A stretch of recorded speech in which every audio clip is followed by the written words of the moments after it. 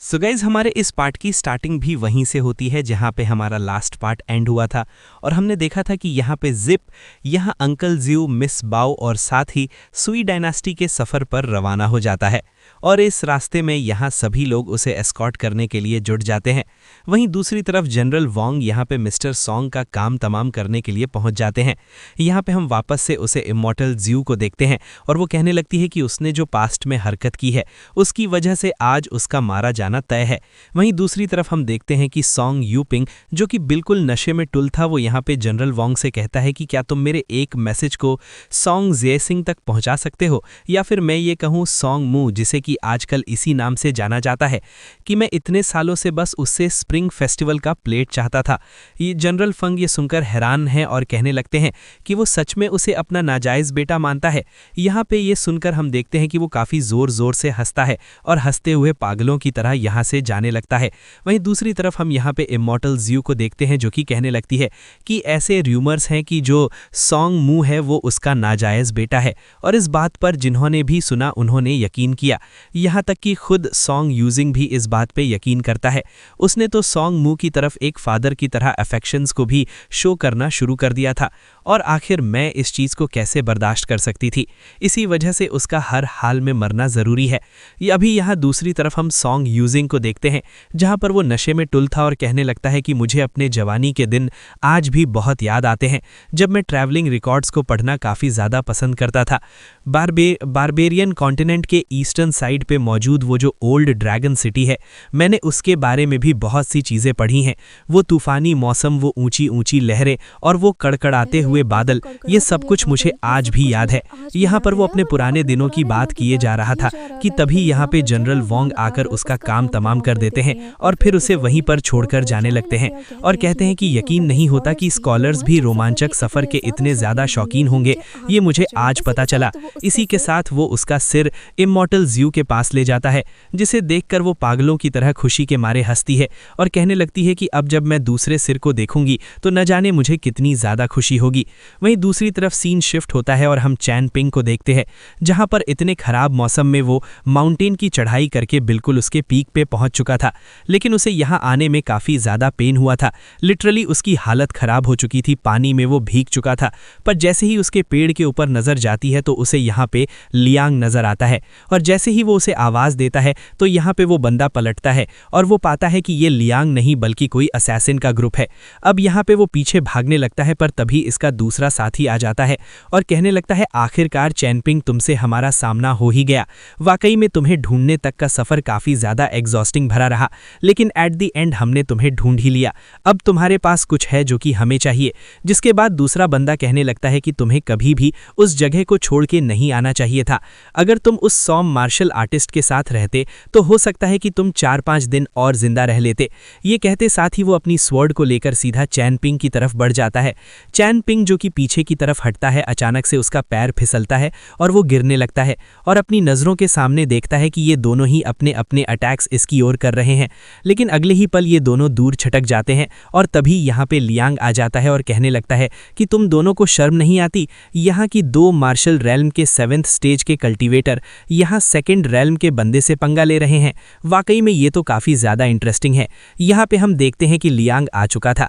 Liang को देखते साथ ही ये दोनों बंदे उस पर टूट पड़ते हैं, लेकिन लियांग पहले वाले बंदे की स्वॉर्ड को ही हवा में उछाल देता है और एक ज़ोरदार लात मार के इसे दूर पटक देता है, और फिर दूसरे वाले बंदे को भी ये ऐसे ही ठिकाने लगा देता है और बस अपने बम्बू स्टिक के हल्के से पुश के साथ ही इसे काफ़ी दूर पटक देता है।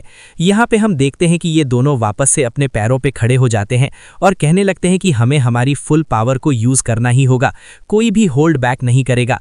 अब दोनों अपनी फुल पावर को एक्टिवेट करते हुए लियांग के सामने आ जाते हैं और दोनों ही एक साथ यहाँ पे लियांग पे हमला करते हैं, लेकिन लियांग दोनों के अटैक से डच करते हुए अपनी कमाल की फुर्ती दिखाता है और यहाँ पे पलक झपकते ही इन दोनों के सारे अटैक से डच कर जाता है।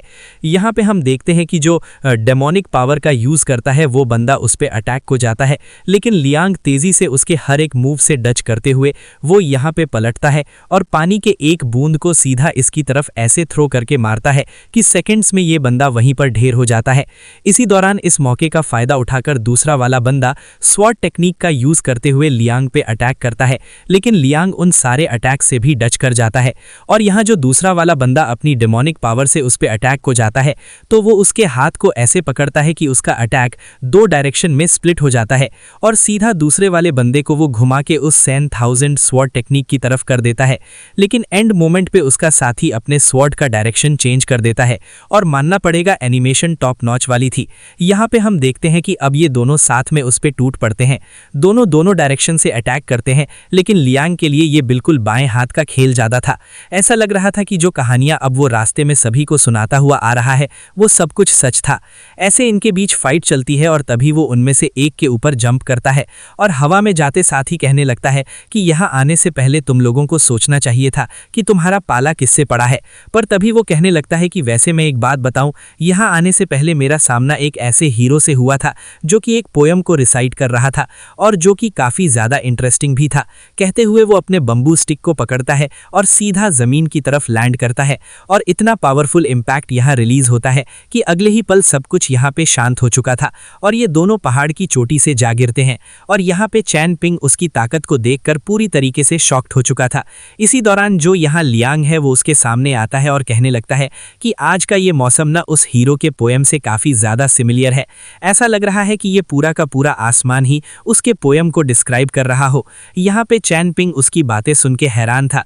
वहीं दूसरी तरफ सीन शिफ्ट होता है और हम स्नो टेम्पल के बाहर का सीन देखते हैं जहां पर निंग मौजूद थी और वो यहाँ सामने मौजूद एल्डर से कहने लगती है कि जब लियांग यहाँ से गया क्या उसने जाने से पहले कुछ कहा, जिस पे वो बताने लगते हैं कि हाँ उसने कहा कि वो एक ऐसे लड़के की तलाश में जा रहा है जिसके पास कुछ ऐसा है जो कि उसे अपने लिए चाहिए था, इसीलिए वो हर हाल में उस चीज को लेने के लिए उसके पीछे रवाना हो गया।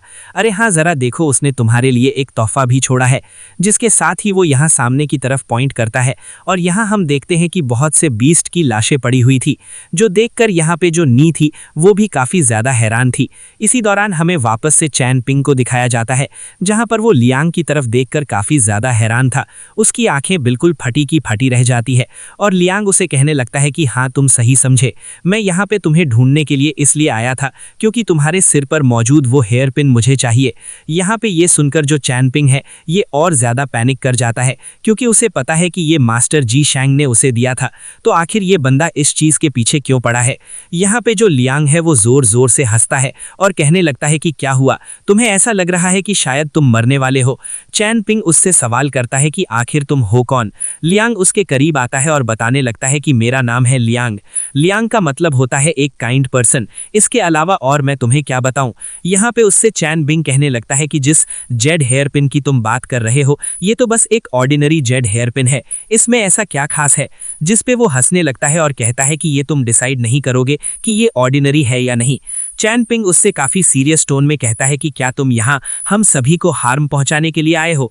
जिस पे यहाँ पे लियांग उससे कहने लगता है कि मैंने कहा ना तुम्हारे पास ये जो हेयर पिन है जिसे कि तुम ऑर्डिनरी हेयर पिन बता रहे हो, अगर ये ऑर्डिनरी हेयर पिन भी हुआ तो भी ये तुमसे बिलोंग नहीं करता।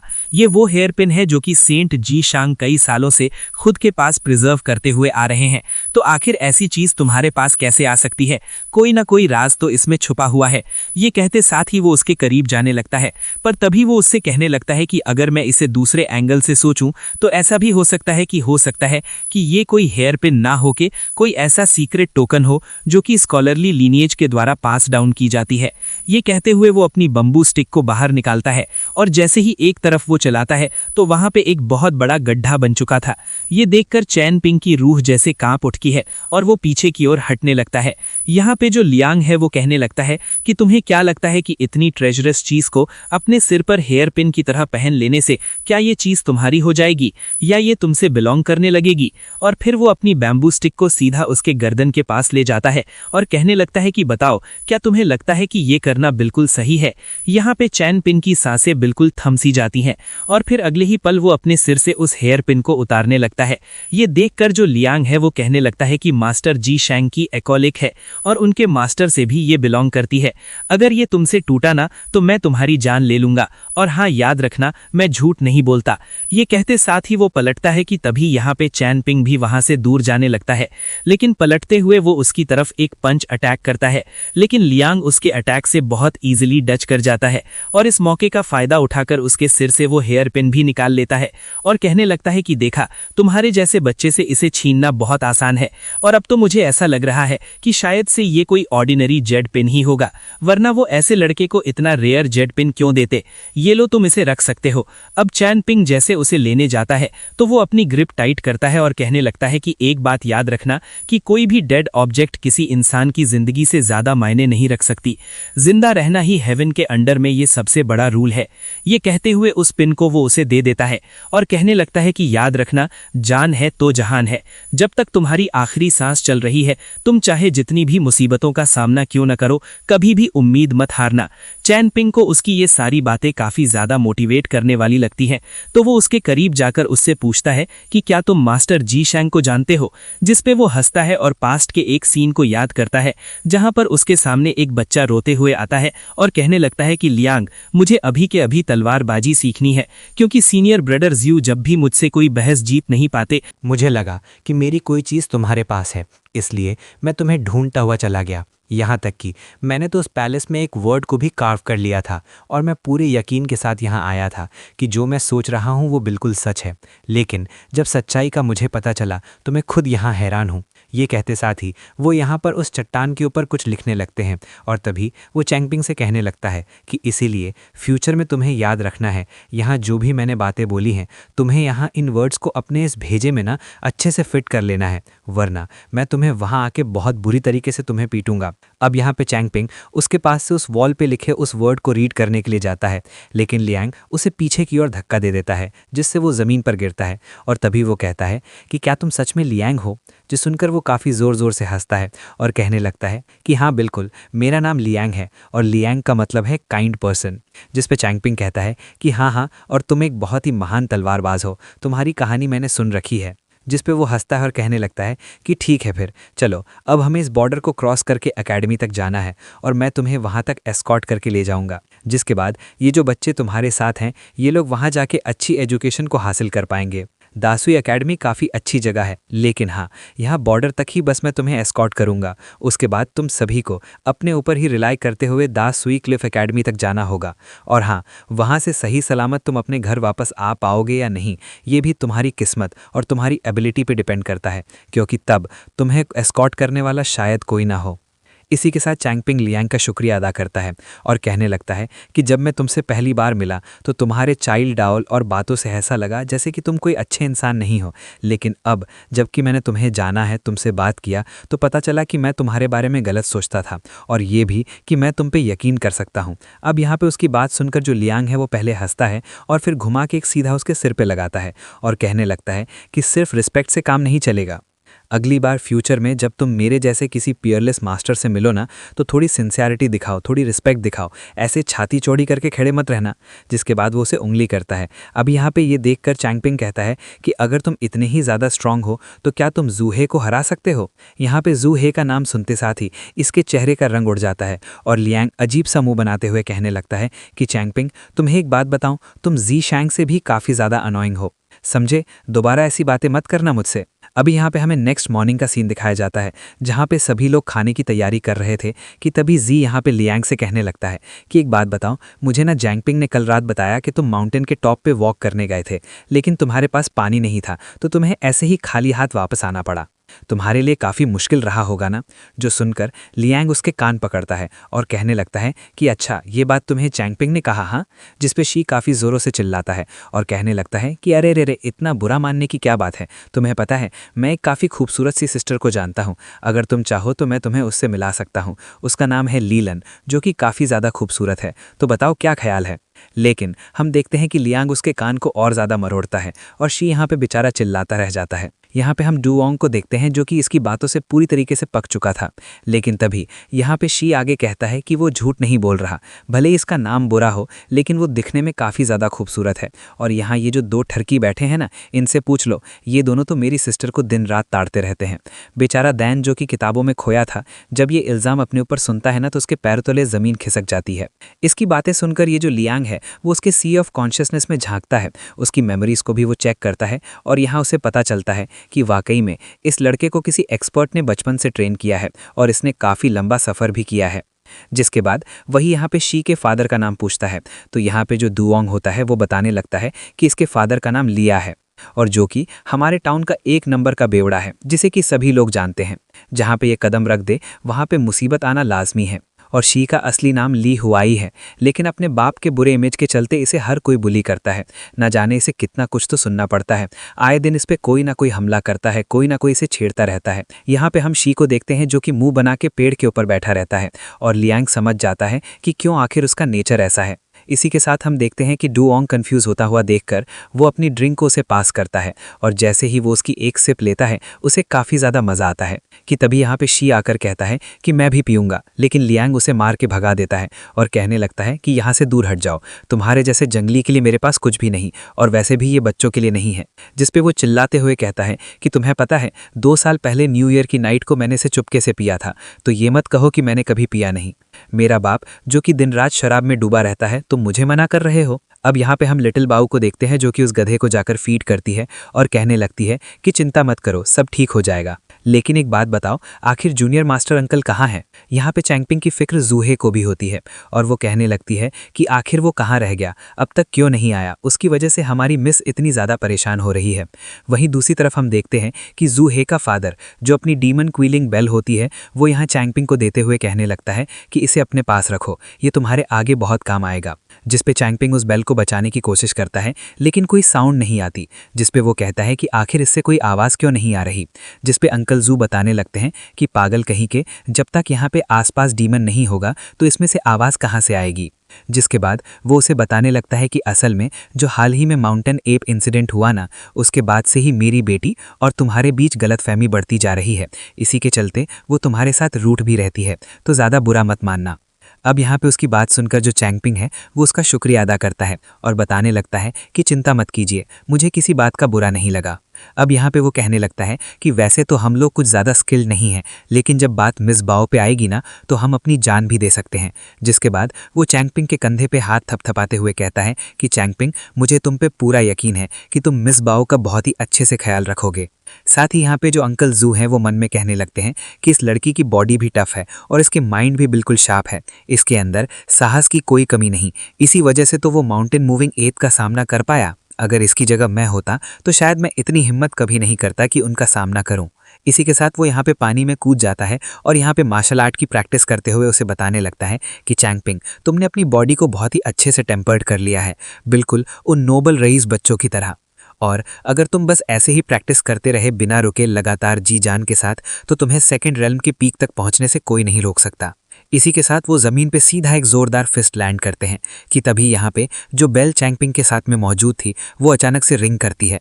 तो ये देखकर जो अंकल जू हैं वो कहने लगते हैं कि हमें यहाँ से जल्द निकलना होगा, यहाँ पे रुकना बिल्कुल भी सेफ नहीं।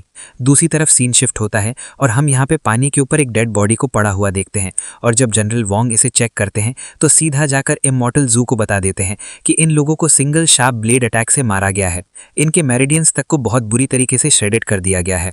जो सुनकर इमॉर्टल जू कहने लगती है कि आखिर फेंशन टेम्पल इतना ज़्यादा इनविजिबल कब से हो गया, आखिर उनके पास इतने पावरफुल लोग कैसे आ गए कि भाई अचानक से सामने आ गए और लोगों को ऐसे काटने लगे जैसे कि घास फूस हो। यंग हुआ, जल्द से जल्द इन सभी के नाम को रिपोर्ट करो और मुझे बताओ कि आखिर इन लोगों की कल्टीवेशन रेल्म क्या है। जिस पे वो बताने लगती है कि इनमें से एक 7th रेल्म का कल्टीवेटर है और दूसरा है 8th रेल्म का, और दोनों को फ्लाइंग स्वॉर्ड और दाविस्ट की ट्रेनिंग दी गई है और हर मैजेस्टी ने बीते 20 साल में इन्हें जो भी टास्क दिया है ये लोग सभी में सक्सेस के साथ वापस आए हैं। आज तक ये लोग किसी भी मिशन में फेल नहीं हुए। इन दोनों का दाली कॉन्टिनेंट में बहुत बड़ा योगदान रहा है। यहाँ पे ये सुनना ही था कि इमॉर्टल्स गुस्से के साथ तिलमिलाने लगती है और कहने लगती है कि इतने ताकतवर लोगों को मार दिया गया। जिसके बाद वो आगे बढ़ते हुए कहने लगती है कि मुझे केदू माउंटेन के वो जो ब्लैक एंड वाइट स्टोन हैं वो अभी भी याद हैं। साथ ही वहाँ के लोग जो कि एक दूसरे को डिवोर करके अपनी पावर को और ज़्यादा बढ़ा रहे हैं, न जाने इन दिनों आखिर वो लोग क्या कर रहे होंगे। खासकर मुझे उन दोनों स्टोन्स के बारे में जानना है। जिस पे वो बताने लगती है कि अब वहाँ पे सिर्फ एक ब्लैक और एक वाइट बचा हुआ है और ये बाकी के लोगों को काउंटलेस अमाउंट में डिवोर किए जा रहे हैं। कि हमारे मिनिस्टर को वहाँ पे जाकर इन दोनों को हमेशा हमेशा के लिए ख़त्म कर देना चाहिए। जिस पे इमॉर्टल जू कहती है कि नहीं, उन्हें वैसा ही छोड़ दो, ये आगे चल के हमारे लिए बहुत ज़्यादा काम आने वाले हैं। जिसके बाद वो अपने मन में कहती है कि मैं भी देखना चाहती हूँ कि आखिर इनमें कितना दम है। मैं देखना चाहती हूँ कि आखिर कोई मुझे कैसे रोक सकता है जब मैं किसी को मारना चाहती हूँ तब। इसी के साथ सीन शिफ्ट होता है और हम देखते हैं कि शाम का वक्त हो चुका था कि तभी यहाँ पे मिस बाओ चैंगपिंग के पास जाके कहने लगती है कि लिटिल अंकल, ज़रा वो सामने देखो, वहाँ पे कितने सारे बैम्बू ट्रीज़ हैं, है ना, और नज़ारा भी काफ़ी ज़्यादा खूबसूरत है, तो आपका क्या ख्याल है। जिस पे वो कहने लगता है कि मिस बाओ, एक बात याद रखो, अभी रात का वक्त होने वाला है, नज़ारा चाहे जितना भी खूबसूरत क्यों ना हो, हम वहाँ नहीं जा सकते। जो सुनकर बेचारी मिस बाओ का मुंह लटक जाता है और वो दूर जाके बैठ जाती है कि तभी उसे याद आता है कि चैंगपिंग ने उसे प्रॉमिस किया था कि हमारी सफ़र के दौरान जब भी मुझे कोई बैम्बू फॉरेस्ट मिलेगा तो मैं इनसे तुम्हारे लिए बैम्बू बॉक्स और एक छोटा सा बैम्बू स्ट्रॉ भी बना दूंगा। पर वो खुद के मन को शांत करते हुए कहने लगती है कि लीब, तुम्हें इतना भी ज़्यादा अनग्रेटफुल नहीं होना चाहिए। लिटिल मास्टर अंकल ऑलरेडी तुम्हारे लिए क्या कुछ नहीं कर रहे। अब यहाँ पे उसका उतरा हुआ चेहरा लियान नोटिस कर लेता है। इसी के साथ रात हो जाती है, सभी लोग सो जाते हैं, बस यहाँ पे चैंगपिंग और लियांग ये दोनों जाग रहे थे कि तभी यहाँ पे चैंगपिंग लियांग से कुछ ऐसा पूछता है कि लियांग कंफ्यूज हो जाता है कि उसका जवाब दिया जाए या नहीं। चैंगपिंग उससे कहने लगता है कि लियांग, एक बात बताओ, तुम वो इंसान नहीं हो ना, वही जिन जिसे कि मास्टर रूहान ने हायर किया था, है ना, तुम वो इंसान नहीं हो ना जो सुंदर यहाँ पे लियांग स्माइल करता है। सो गाइस, बस इतना ही, मिलते हैं आपसे नेक्स्ट एपिसोड में।